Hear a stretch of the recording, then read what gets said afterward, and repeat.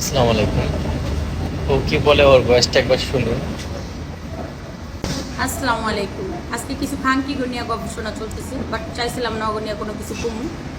সোনিয়া নামের যে মেয়েটা, যার ভিডিও ভাইরাল হয়েছে, যার ভিডিও আমি দিছি, ওর কথা বলতেছি। ও মনে করেন চুঙ্গাই দিছি, ছোট্ট একটা রুম, একটা কন্ডোতে থাকে, ছোট্ট একটা রুমে দুইটা কাস্টমার ঢুকলে একটার ভিতরে ওর থাকে, আর একটার বাথরুমে বহায় না, বুঝছেন? জায়গা তো নাই, এর লেগে একটা বেডেই দেখবেন। আর যত ওই যে চুংচাং যত ভিডিও দেয়, যত কিছুই দেয়, ওই যে ভিডিও, ওই যে লাইট মাইট সব কিছু মনে করেন এগুলো নিয়ে ছিল একটা রুমের ভিতরে। ওর কোনো রুম টুম আলাদা কোনো কিছু নেই। আর ওই ছিল একটা প্যাক মাগি, ঠিক আছে?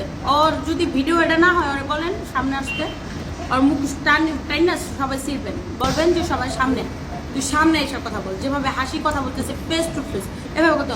আর ও মাহিরে নিয়ে কথা বলছে, মাহি একদিন জোতা দিল 3 দিন পর্যন্ত খাড়াই থাকতে পারবো না। মাহির কি সুন্দর চেহারা, আর ওর দিতে হচ্ছে হিজলার মতো, আর দিতে হচ্ছে হিজলার মতো। মাহির ওরা আশেপাশে যেতে পারে মাহির। কমলা খাওয়া শেষ, এখন বলি। আমি আসলে কখনো কোনো নারী নিয়ে কথা বলবো কখনো চিন্তাও করিনি, কারণ হচ্ছে আমার এই সমস্ত ভিডিও করতে ভালো লাগে না। কিন্তু তুই একটা নারী হয়ে আর নারীর এরকম ভাবে একটা নারীকে কিভাবে ছোট করস? আগে তুই তোর নিজের শরীরের পোশাকটা ভালো করে ঠিক কর, যেন হচ্ছে পর, তারপর একটা মানুষকে নিয়ে কথা বল।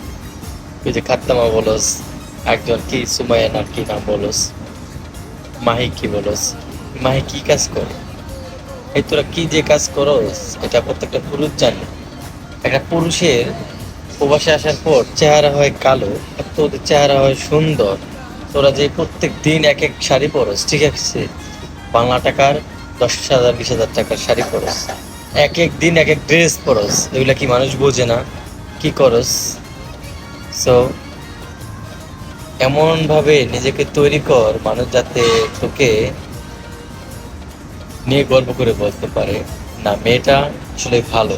আসলে তুই নিজেই ভালো না, তুই অন্যজনে বদনাম করে কি করবি? হ্যাঁ, আগে নিজে ভালো হব। আগে তোর ড্রেস আপ চেঞ্জ কর।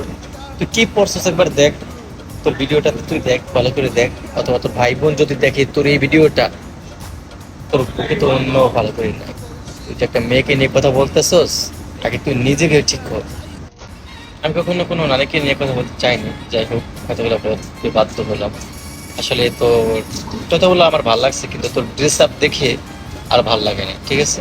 আগে তুই নিজেকে চেঞ্জ কর, তারপর কারোকে নিয়ে কথা বলার সাহস কর। ওকে? একটা নারী কখনো বাধ্য করে তার ইচ্ছা মতন সে প্রবাসে আসে না, হয়তো বাধ্য হয়। হয়তো তার বাবা মারা যায়, দেখা যাচ্ছে তার মা মারা যায়, ছোট ভাই বোন থাকে, দেখা যাচ্ছে ফ্যামিলির জন্য আসে, ঠিক আছে, ফ্যামিলিকে প্রোটেক্ট করার জন্য।